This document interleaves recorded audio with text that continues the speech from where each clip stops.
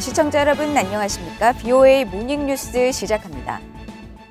북한이 새해 들어 7차례 잇따라 미사일을 발사하면서 국제기구 등에 사전 통보를 하지 않은 것은 선박이나 항공기 등에 심각한 위협을 초래하는 것으로 피해가 발생하면 책임을 져야 한다고 미국의 전문가들이 지적했습니다. 북한의 미사일이 다른 나라 영토에 떨어지면 전쟁을 촉발할 위험이 있다는 지적도 나왔습니다. 박동정 기자가 보도합니다. 미국 시카고대에서 국제법과 정치학을 가르치는 톰 긴즈버그 교수는 VOA에 북한이 국제기구 등에 사전 통보 없이 발사한 미사일이 제기하는 위협을 두 가지로 분류했습니다. 통보 없이 발사한 미사일이 선박이나 항공기 등을 타격할 수 있고 오발 등으로 한국 등 다른 나라 영토에 떨어져 전쟁을 일으킬 수도 있다는 겁니다. First of all, there's the micro threat, which is, suppose one of those missiles hits something, happens to a ship or a plane or land or misfires and lands in South Korean territory. That could be construed as an armed attack, certainly, and that could start a war. The other state would be entitled to retaliate or to take countermeasures, and so that's a very big risk. 긴즈버그 교수는 북한의 미통보 미사일이 선박이나 항공기에 손상을 입히면 그 피해에 대한 책임을 져야 하며 다른 나라의 영공을 통과한다면 영공 침범에 대한 책임도 있다면서 국제관습법인 국가책임법을 적용할 수 있다고 지적했습니다. So there's another body of law called the law of state responsibility, and that is a matter of basically customary international law. It's not a treaty or anything, but everyone agrees that the basic principle is you must pay for the harm you cause if you commit an internationally wrongful act. And if you send a missile out and it hits something, then you have caused harm and it's an internationally wrongful act, no question. 전문가들은 또 국제사회가 북한에 가할 수 있는 조치로 기존 제재를 더 강화하고 국제기구를 활용하는 방안이 필요하다고 지적했습니다. 국제법 전문 변호사인 제라드 겐서 변호사는 해원국의 무력 공격이 발생할 경우 해원국의 집단 자위권을 침해할 수 없다고 명시한 유엔 헌장의 자위권 인정 조항 등을 활용해 영내 주변국인 한국과 일본 등이 북한 미사일 발사 위협을 억제할 수 있다고 설명했습니다. I think that probably the best thing for South Korea and Japan to look at is what kinds of actions can they undertake to send a very clear signal to China and Russia that, unless China and Russia, go along with further actions, that they may decide to, develop, defensive activities. In the case of South Korea, of course, they could also look to develop more offensive capabilities. 북한은 국제해사기구와 국제항공기구의 회원국으로 선박이나 항공기 안전에 위협이 될 수 있는 미사일을 발사하기 전 이들 기구에 사전에 알려야 할 의무가 있습니다. 하지만 북한은 2016년 이후 지금까지 수십 차례 미사일 발사에도 사전 통보를 전혀 하지 않았습니다. BOA 뉴스 박동정입니다. 미국과 한국군은 중단된 대규모 실기동 연합군사훈련을 재개할 필요가 있으며 이를 통해 적에게 실전 역량을 보여줘야 한다고 데이비드 버거 미국 해병대 사령관이 밝혔습니다. 버거 사령관은 최근 미국 국방산업협회 NDIA가 주최한 연례 화상 컨퍼런스에 참석해 대규모 실기동 연합훈련 재개 필요성을 묻는 질문에 소규모 훈련도 가치가 있지만 작은 훈련 여러 개를 진행한다고 대규모 훈련을 대체할 수 있는 것은 아니라면서 이같이 밝혔습니다.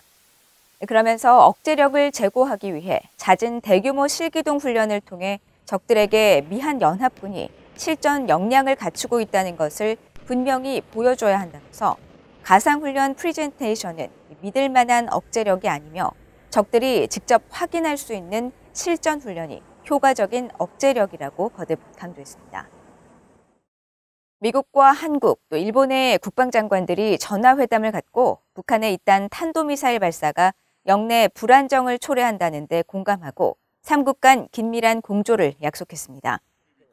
로이드 오스틴 미국 국방장관은 10일 서욱 한국 국방장관, 기시노부오 일본 방위상과 전화회담을 갖고 북한의 대량 살상 무기와 미사일 프로그램으로 인한 국제 안보 도전과 위협에 대응하기 위한 3국 안보 협력의 중요성을 재확인했다고 미국 국방부가 밝혔습니다. 이어 3국 장관들은 북한의 탄도미사일 발사가 영내 안보를 불안정하게 하고 다수의 유엔 안보리 결의를 명백히 위반한 것이라는 점을 강조했다고 전했습니다. 미국 국방부는 또 3국 장관들이 상호 합의된 날짜에 대면 국방장관 회담을 개최하고 북한의 미사일 발사에 맞서 3국 간 공조를 긴밀히 하며 한반도의 비핵화 달성을 위한 노력을 지속하기로 약속했다면서 한국과 일본 방위에 대한 미국의 공약은 철통 같다고 강조했습니다.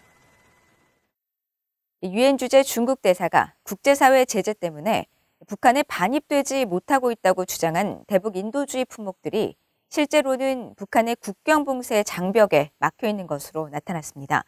유엔의 제재 면제를 승인받은 의료 장비와 농기구 등 1,000만 달러가 넘는 품목들이 북한의 조치로 발이 묶인 것이 사실인데 이를 제재 탓으로 연관지으려는 시도가 있었던 것으로 보입니다. 함지하 기자의 보도입니다. 지난 7일 러시아가 주재한 유엔 안보리 회의에서 장진 유엔 주재 중국 대사는 대북 제재가 북한 주민들에게 악영향을 끼치고 있다면서 사례들을 열거했습니다. 농기계와 의료 장비 등이 북한으로 반입되지 못하고 있어 북한의 민생에 어려움을 불러일으켰다는 겁니다.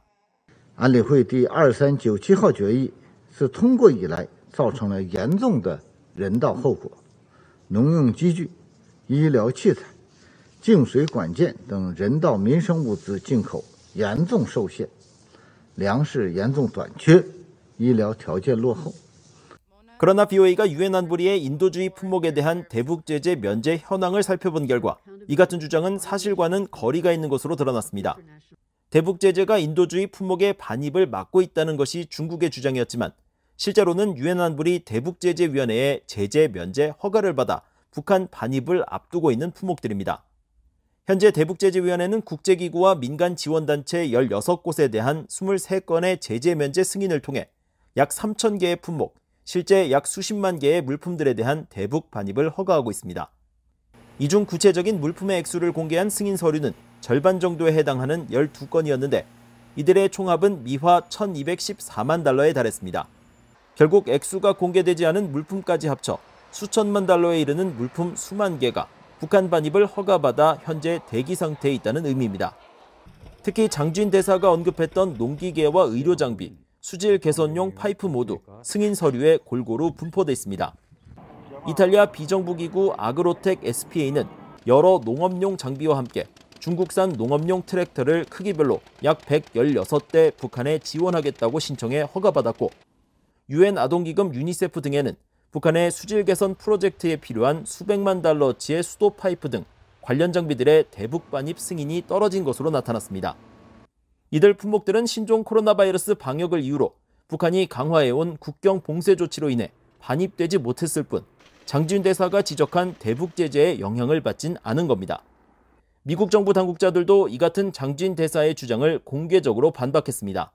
Specifically on DPRK, this council heard from OCHA in its December briefing to the 1718 committee that the number one barrier to sending humanitarian assistance into the DPRK is the DPRK's self-imposed border closures, not international sanctions. 미국 국무부도 8일 브리핑을 통해 미국은 유엔에서 인도주의 제재 면제 절차를 간소화하기 위한 노력을 이끌었다고 밝혔습니다. 국무부는 또 인도주의 단체들의 신청에 대해서도 가능한 한 신속하게 검토하는 데 전념하고 있다면서 장진 대사의 주장을 일축했습니다. BOA 뉴스 함지하입니다. 미국 의회에서는 북한의 일단 미사일 도발에 대해 한 목소리로 규탄하고 강력한 제재와 압박이 필요하다는데 초당적인 견해들이 나오고 있습니다. 하지만 구체적인 대응 방식에 있어서는 공화당과 민주당 간의 차이가 있는데 공화당은 미사일 방어망 확충 등 안보 정책 점검을, 또 민주당은 한반도 비핵화 목표 아래 외교에 무게를 두고 있습니다. 이조은 기자가 보도합니다. 미국 의회 내 민주당 의원들은 북한의 잇단 미사일 시험 발사를 비난하면서도 북한과의 지속적인 관여와 외교에 무게를 두는 모습이 역력합니다. 그레고리 믹스 하원 외교위원장은 지난달 19일 올해 초 이어진 북한의 무력 시위에 대해 민주당 의원으로는 처음으로 공식 성명을 내고 북한의 잇단 탄도미사일 시험 발사가 국제법 위반으로 영내 전역의 불안정을 야기한다고 강력히 규탄했습니다. 그러면서 바이든 행정부와 한국의 문재인 정부가 북한과 관여하고 북한이 협상 테이블로 돌아오도록 촉구하는 조치를 한 것은 높게 평가한다고 밝혔습니다. 브래드 셔먼 민주당 하원 의원도 지난달 VOA와의 인터뷰에서 미국에 남은 가용한 수단은 외교와 제재뿐이라며 구속력 있는 종전선언을 거듭지 않았습니다. 반면 공화당 의원들은 북한에 잇단 미사일 시험을 계기로 제재는 물론 국방, 안보, 인권에 걸친 구체적인 대응 조치를 바이든 행정부에 요구하며 관여보다 강력한 북한 압박을 주장하고 있습니다. 상원 외교위 공화당 간사인 제임스 리시 의원은 지난달 성명을 통해 역사적으로 효과가 없었던 대화보단 강력한 속도의 군사훈련을 통한 준비태세에 우선순위를 둬야 한다고 강조했고, 하원 외교위 공화당 간사인 마이클 맥카울 의원도 지난달 말 성명을 통해 김정은 정권과 북한의 핵과 탄도미사일 개발을 가능하게 하는 네트워크에 최대 압박을 가하고 의미 있는 대가를 치르게 할 것을 바이든 행정부에 강력히 촉구했습니다. 공화당은 또 인권 분야에서도 북한에 대한 압박 필요성을 강조하고 있습니다. 한국계인 영김 하원 의원은 최근 트위터를 통해 북한의 인권 유린 문제를 적극 제기하면서 미국이 나서 북한 정권이 법의 심판을 받도록 해야 한다고 촉구했고, 지난해 의회에서 한국의 대북전단 금지법 청문회를 개최했던 크리스 스미스 공화당 하원 의원도 대북 정보 유입의 중요성을 강조하면서 한국 정부가 탈북민 출신 박상학 자유북한운동 연합 대표를 대북전단 금지법 위반 혐의로 기소한 것을 비판하기도 했습니다. 양당 의원들은 제재를 통한 대북 압박 필요성에는 초당적입니다. 민주당의 밤 메넨데즈 상원 외교위원장은 지난달 중순 미국 MSNBC 방송에 출연해 미국이 최근 유엔에 추가 대북 제재를 제안한 것을 환영하면서 중국과 러시아의 대북 제재에 동참을 촉구했고, 하원 외교위 아테소위 공화당 간사인 스티브 차봇 의원도 최근 VOA에 북한의 미사일 도발에는 추가적인 제재와 김정은 정권에 대한 압박 강화가 요구된다고 강조했습니다. 또 공화당 일각에선 바이든 행정부가 동맹국들과 함께 트럼프 행정부의 최대 압박 캠페인을 복원해 이를 기반으로 중국과 러시아의 대북 제재 이행을 압박할 것을 촉구하기도 했습니다. VOA 뉴스 이조은입니다. 다음 달 9일 치러지는 대통령 선거를 통해 집권할 차기 한국 정부는 상징적 구호에 그치는 대북 정책이 아니라 실현 가능한 대북 정책을 차근차근 이행해 나가야 한다고 한국의 전문가들이 지적했습니다. 유성옥 전 한국 국가안보 전략연구원 원장은 10일 자유포럼과 자유민주연구원 등이 주최한 차기 한국 정부의 대북 정책 관련 토론회에 참석해 역대 한국 정부가 지나친 목표를 제시하면서 북한의 과도한 기대와 요구를 키웠다면서 차기 정부는 지난 정부의 대북 정책을 반면 교사 삼아 실현 가능한 목표를 설정해 차근차근 이행하는 저비용 고효율 대북 정책을 추진해야 한다고 강조했습니다. 이어 확고한 한미공조 체계를 바탕으로 주변국이 한국의 대북 정책을 신뢰할 수 있도록 통일 외교 노력을 강화해야 하며 북한 주민의 인권 개선과 탈북민 지원 강화 등 북한 주민의 마음을 얻는 대북 정책을 추진할 필요가 있다고 주장했습니다. 신범철 경제사회연구원 외교안보센터장도 차기 정부는 지난 5년간 제대로 이행하지 못한 대북 압박을 어떻게 복원하고 또 대북 제재 이행을 강화하지 않으려는 중국을 어떻게 견인할 것인지 고민해야 한다면서 핵 능력 강화를 위한 북한의 지속적인 미사일 시험에 대한 대비책도 마련해야 한다고 지적했습니다. 이상으로 VOA 모닝뉴스를 모두 마칩니다. 시청해주신 여러분 고맙습니다.